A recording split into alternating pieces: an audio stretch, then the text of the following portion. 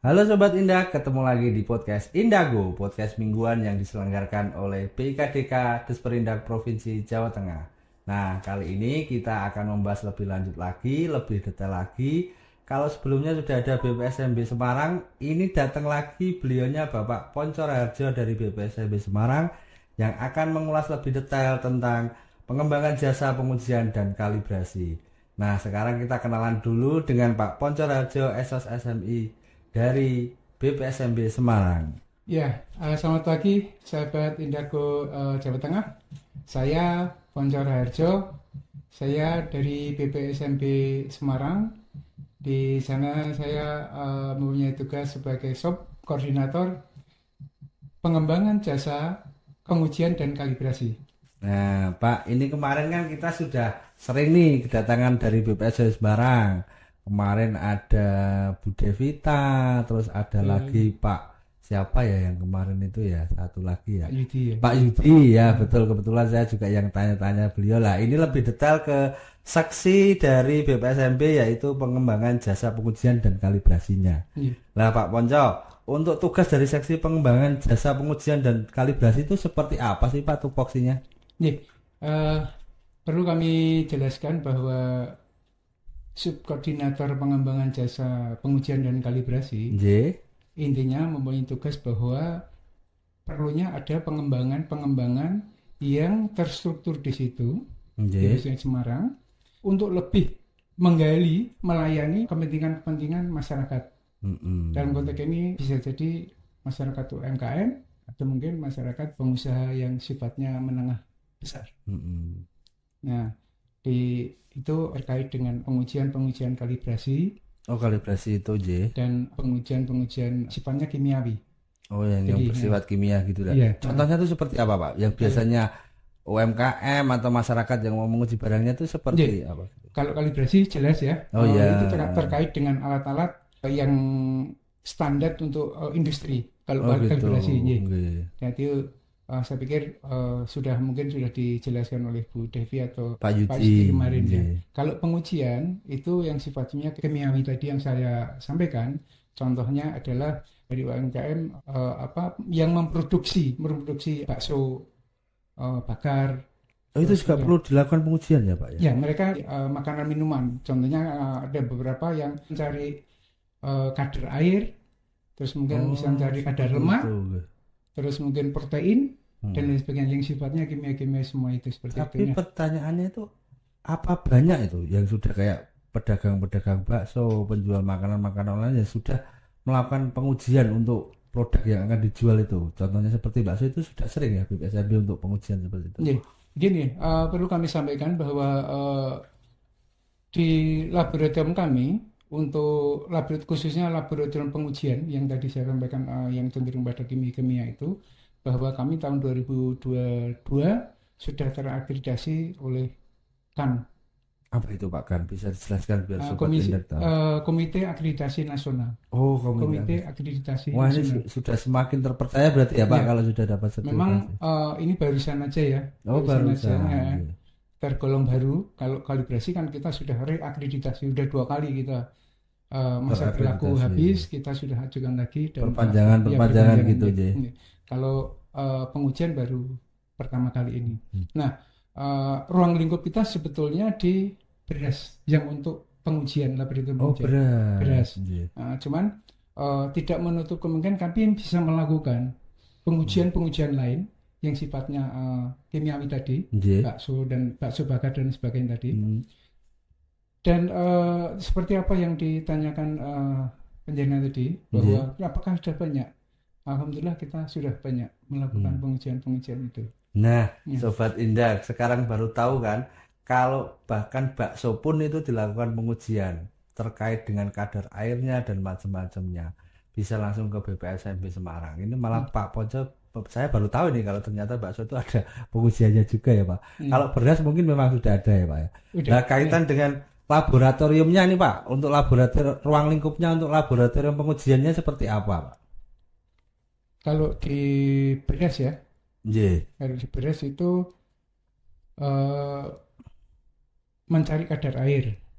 Itu yang pertama Ya, gitu kadar ya. air, terus butir kepala, butir patah, menir, butir merah dan lain sebagainya. Di situ yang terkait dengan beras yang ruang lingkup yang telah terakreditasi tadi. Semuanya itu sudah ada standarnya ya Pak ya? Ada.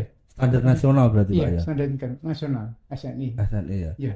Berarti untuk yang memenuhi syarat nanti diberikan sertifikat atau seperti apa prosesnya itu Pak? Iya. Jadi kalau tadi saya katakan bahwa yang ruang lingkup kita yang terakreditasi adalah dari KAN itu tadi adalah beras saat ini beras. Oh baru beras Nah, itu. kalau beras kita bisa mengeluarkan sertifikat yang ada logo KAN-nya. Oh komite itu tadi ya Pak ya? Nah, kalau yang belum seperti mungkin tadi saya contohkan bakso bakar dan sebagainya, kita akan sampaikan lebih dulu di konsumen atau pemohon bahwa kita bisa menguji itu, insya Allah bisa, tapi untuk sertifikasinya kita tidak bisa mengeluarkan yang berlogo KAN. Karena yang kan baru beras tadi itu ya Pak ya? Dan alhamdulillah mereka rata-rata mau karena percaya pada kompetensi kita. Kompetensi SDM kita juga sudah mumpuni, peralatan juga kita sudah terstandarisasi, artinya lengkap lah untuk bisa melakukan pengujian-pengujian seperti itu. Maksud saya begini Pak, kalau misalnya ini kita kayak pedagang bakso yang mau mengujikan itu, setelah hasil baksonya itu diuji, entah itu kadar airnya, proteinnya, bagi pihak pemohon ini mendapatkan apa gitu? Mendapatkan misalnya satu catatan, sertifikat atau bahwa produkmu ini layak jual atau apa gimana gitu? Seperti apa? Monggo kalau Sobat Indak biar makin tahu ini. Seperti yang tadi sudah saya sampaikan bahwa mereka mendapat sertifikasi dari kami. Oh dapat sertifikat ya? Oh gitu. Berarti lebih mantap gitu ya Pak? Jualannya lebih percaya diri gitu ya? Iya betul. Betul. Memang kita harus mengedukasi kepada masyarakat. Sebaiknya kalau mereka punya produk-produk seperti itu, lebih baik diuji lebih dulu. Karena apapun ini kan untuk edukasi ya. Karena betul. Kalau kita mau Indonesia lebih maju, masyarakat kita lebih sehat, mestinya idealnya para produsen ini juga dengan sukarela mereka untuk mengujikan produk-produk mereka. Itu dari lemak, kadar air, kadar lemak, protein dan sebagainya itu. Nah, Sobat Indak sudah tahu kan bahwa sekarang itu pengujian. Nanti kalau misalnya Sobat Indak pemohon yang mau mengujikan barangnya mendapatkan sertifikat, jadi nanti bisa jualannya lebih percaya diri, konsumen lebih mantap, lebih ada trust, kepercayaan gitu. Nah Pak, nih yang kedua Pak, kalau laboratorium kalibrasinya Pak, ruang lingkupnya apakah sama dengan laboratorium pengujian atau ada perbedaan ini Pak untuk ruang lingkupnya ini? Jelas berbeda ya. Karena yang saya sampaikan tadi bahwa kalibrasi itu ada kecenderungan di alat-alat produksi ya. Timbangan ya, utamanya timbangan. Alat-alat ukur gitu ya Pak ya. Alat ukur timbangan. Kalau di pengujian kan tadi yang bersifat kimia tadi. Jadi kalau di kami kan ada di laboratorium kalibrasi ini ada lima ruang lingkup ya. Ada massa, volume, panjang, tekanan dan suhu. Massa, panjang, volume, tekanan dan suhu. Bisa dijelaskan itu Pak, biar lebih Sobat Indak bisa lebih mengerti lagi itu. Nah, kalau massa ini contohnya anak timbang dan timbangan elektronik. Ya kalau massa tadi kalibrasi. Timbangan itu digital itu, yang digital itu. Yang digital maupun yang manual. Oh yang gitu. Apa itu anak timbang itu? Nggih. Yang kuningan, kadang kuningan seperti itu. Yang buat nimbang-nimbang di pasar-pasar itu juga diuji Pak ya. Kalau pasar itu kan netera ya. Kalau kita cenderung pada produksi. Kalau pasar itu yang untuk perdagangan.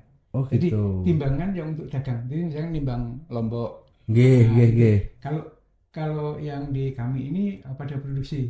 Contohnya untuk membuat satu pakan ternak. Nah, mau ngambil apanya itu harus ditimbang dengan timbangan-timbangan yang sudah kita kalibrasi. Jadi ada satu produk gitu. Jadi seperti yang saya sampaikan tadi untuk pengembangan, kami jasa pengembangan ya. Walaupun kami sudah terakreditasi untuk kalibrasi, kami juga pada posisi pengembangan ruang lingkup juga.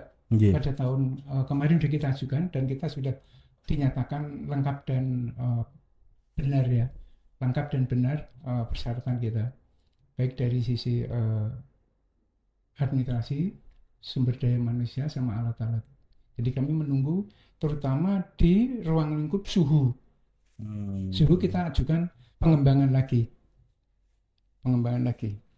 Nah, ini belum ya, insya Allah mungkin 1 bulan 2 bulan ini sudah masih dalam proses ya, Pak, di ya? kan juga. Gitu. Nah, pengembangan juga ya, kalau tadi dikalibrasi yang rencana tahun 2024 ini nanti pengembangan di pengujian kita nanti akan mengarah pada garam. Garam.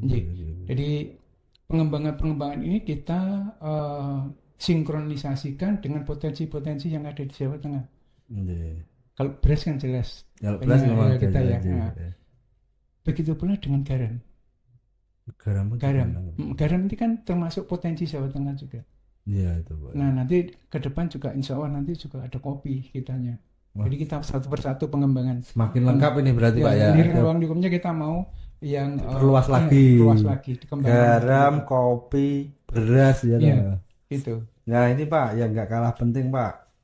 Kalibrasi bejana ukur dan tangki ukur itu seperti apa itu, Pak? Nah, ini termasuk pengembangan di lingkup kita juga ini. Ini mau dikembangkan lagi yang ini ya, Pak ya? Iya.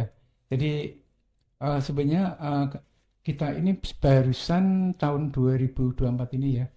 Karena berdasarkan Permendak nomor 67 tahun 2008 tentang alat-alat ukur yang perlu ditera dan tera ulang. Di mana bejana ini itu sudah tidak masuk pada kategori yang harus ditera atau ditera ulang. Jadi artinya mereka sukarela mau ditera atau mau dikalibrasi atau tidak gitu. Nah, itu ada di pihak pemohon pilihannya. Iya. Jadi sikapnya sebenarnya dari keseluruhan ruang lingkup kita itu sebenarnya sifatnya tuh voluntary, sukarela. Nah, termasuk bejana ini. Bejana ukur ini juga termasuk sukarela juga. Jadi konsumen, terutama para pengusaha SPBU ya, karena ini berhubungan dengan SPBU ya, itu monggo kalau mau diukur dikalibrasi kita ya monggo, kalau enggak. Tapi kalau menurut menurut kami sebaiknya memang alat-alat seperti itu, seperti bejana ini kan termasuk pengembangan ya. Saran kami untuk para pengusaha sebaiknya tetap dilakukan uji ukur. Kenapa? Karena ini menyangkut pelayanan kepada masyarakat, pelayanan publik.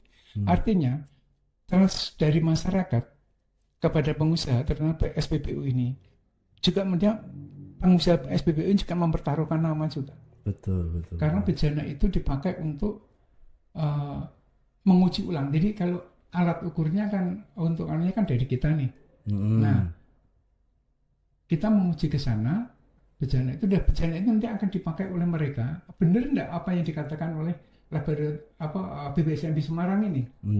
Jadi ada sinkronisasi antara alat ukur bejana mereka dengan alat yang terakreditasi oleh kita gitu. Maksudnya semacam menjadi alat ukur banding. Pembanding lah maksudnya dikombang. Dari punyanya BPSMB Semarang yang sudah diukur sama dengan pihak dari SPBU tadi biar ada komparasinya gitu Pak ya. Jadi dibandingkan. Nah, dengan begitu maksud saya tadi bahwa untuk melayani kepada konsumen pembeli BBM itu validitas dari ukuran ini bisa dipertanggungjawabkan. Gitu. Biar nggak curang-curang lagi lah ya gampangannya gitu ya Pak ya. Makanya tadi saya katakan karena ini menyangkut trust. Kalau mereka mungkin tahu, oh ternyata saya beli di pom bensin ini ternyata kurang sekian mililiter misalnya. Biasanya rata-rata keluhan masyarakat seperti itu Pak. Bisa jadi nanti masyarakat tidak beli di situ lagi karena mereka tidak percaya lagi dengan alat ukur mereka gitu. Nah, ini makanya kami tadi seperti kami sampaikan bahwa sebaiknya itu memang harus dilakukan pengukuran. Walaupun itu tidak wajib, tidak harus gitu. Nah Pak, ini yang selanjutnya lagi Pak ya, ini pertanyaannya masih banyak sekali Pak. Persyaratannya Pak untuk kalibrasi dan pengujian untuk pihak pemohon atau masyarakat atau IKM yang akan melakukan kalibrasi atau melakukan pengujian itu syarat-syaratnya seperti apa Pak? Persyaratannya sebenarnya simpel kalau mereka. Simpel ya. Jelas ya, barang itu ada. produknya harus ada. Gitu. Kalau kalibrasi jelas ada timbangan yang harus kami ukur gitu. Nggih. Terus kalau pengujian harus ada produk yang kami harus uji kan. Gitu. Nggih. Nah, kalau di syaratnya tadi itu alat harus bersih, bersih, kering, tidak rusak atau masih berfungsi. Oh gitu. Itu. Dan itu diajukan kepada kami, bisa online pengajuan kepada kami maupun datang langsung ke kami. Kalau online berarti barangnya dikirim via Iya, betul. jasa pengiriman Bisa, itu. bisa. Nah, kami sering melayani seperti itu juga. Nanti barang itu setelah selesai ya kita kirimkan. Oh gitu ya. Kita Berarti kirimkan. kita nggak usah ketemu itu sudah bisa langsung. Bisa, ya? insya Allah bisa. Bisa. Memang kita itu tadi membuat masyarakat itu semakin mudah untuk melakukan pengujian atau kalibrasi. Dibuat lebih gampang ya Pak. Eranya betul. Sekarang kan orang mau apa-apa maunya cepat. Ya. Gitu. Nah kalau alurnya Pak, alur pelayanannya itu Pak, nggak perlu, maksudnya repot-repot harus membawa persyaratan ini, persyaratan itu, nggak perlu. Enggak. Apakah perlu ada biaya atau apa gitu misalnya? Ya, biaya kita sesuaikan dengan pergub yang telah ada, yaitu tentang pergub retribusi itu. Kita sudah transparan semua. Jadi kalau misalkan anak timbangan dengan harganya bobot, sekian, dengan bobot 1 kilo misalkan ya, itu kita kalibrasi, semua sudah ada tertera di situ. Jadi nggak bisa main-main lagi di harga ya Pak ya? Iya betul.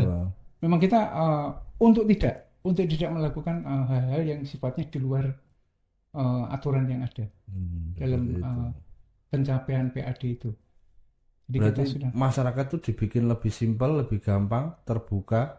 Ya. Mereka tinggal kalau misalnya jauh bisa online gitu. Jadi nggak perlu repot-repot harus syaratnya harus mempunyai ini, mempunyai izin usaha, mempunyai ini seperti itu enggak perlu. Enggak perlu ya sebetulnya. Nah, ini Sobat Indah yang lebih menarik ini kalau melakukan pengujian itu enggak perlu repot-repot. Pak Ponco tadi bilang itu cuma yang penting barangnya ada yang mau diuji, bersih, kering dan sebagainya seperti yang tadi ya. Bahkan kami dalam melakukan pelayanan ini, kami timbang itu kan kadang-kadang ada yang besar tuh, yang bisa tidak terangkat, atau yang sifatnya sensitif. Nah, gampang rusak gitu. Kalau misalkan mau diantar ke sini atau dibawa jasa pengiriman ini takut rusak kan? Nah, kita bisa melakukan pengujian di tempat. Jemput bola berarti ya Pak ya. Jadi kita namanya in situ ya, kita melakukan in situ. Jadi di situ kita akan datang ke lokasi, kita akan uji di sana di tempat. Terus pembiayaan gimana Pak? Kita semua tanggung oleh APBD. Jadi perjalanan dinas kita ke sana semua kita pakai anggaran kita.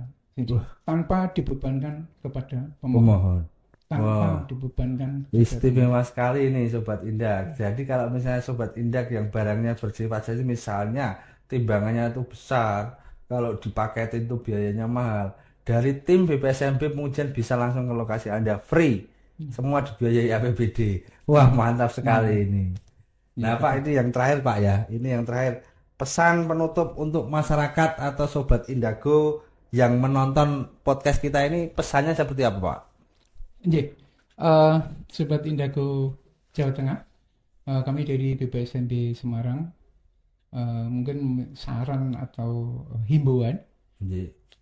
Apabila sobat-sobat Indago ini mempunyai produk-produk, mempunyai alat-alat, walaupun itu sifatnya pengujian itu sifatnya bukan wajib, tapi kami sarankan untuk dilakukan pengujian-pengujian yang diperlukan.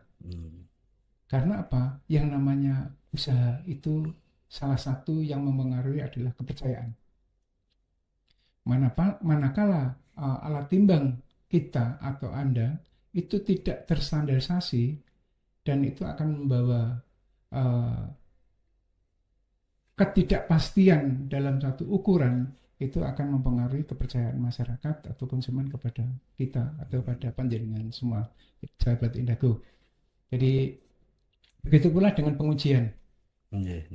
Pengujian tanpa ada suatu pengujian, Anda sudah mencantumkan dalam satu bungkus atau apa kemasannya bahwa lemak adalah 10%. Tapi begitu konsumen menguji sendiri produk Anda, ternyata lemak Anda itu 30% yang terkandung di situ tidak sesuai dengan apa yang Anda tulis di kemasan itu, kepercayaan itu akan runtuh dan produk Anda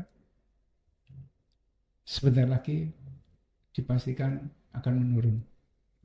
Baik itu dari penjualan, yang jelas kepercayaan masyarakat, maupun nanti akan berpengaruh pada penjualan Anda semua. Jadi walaupun sifatnya sukarela, mungkin bisa dipertimbangkan bahwa itu akan lebih baik kalau alat-alat panjenengan semua, alat-alat timbang, terus produk-produk semua itu diuji. Betul, Gitu. betul. Nah, Sobat Indak, saya yang tangkap dari Pak Ponco ini pokoknya Sobat Indak semua, jangan pernah takut, jangan pernah ragu untuk melakukan pengujian ataupun kalibrasi produk-produk yang Sobat Indak punya. Agar peningkatan penjualan produk dan kepercayaan masyarakat terhadap produk panjenengan itu bisa lebih meningkat gitu penjualannya. Nah, Sobat Indak, menarik sekali bukan obrolan kita kali ini. Sekarang kita sudah di ujung perjumpaan di podcast kali ini. Saya dan Pak Ponco undur diri pamit. Jangan lupa saksikan podcast-podcast mingguan lainnya yang selalu diadakan oleh BIKDK Disperindak Provinsi Jawa Tengah. Jangan lupa like, komen, dan subscribe. Sampai jumpa.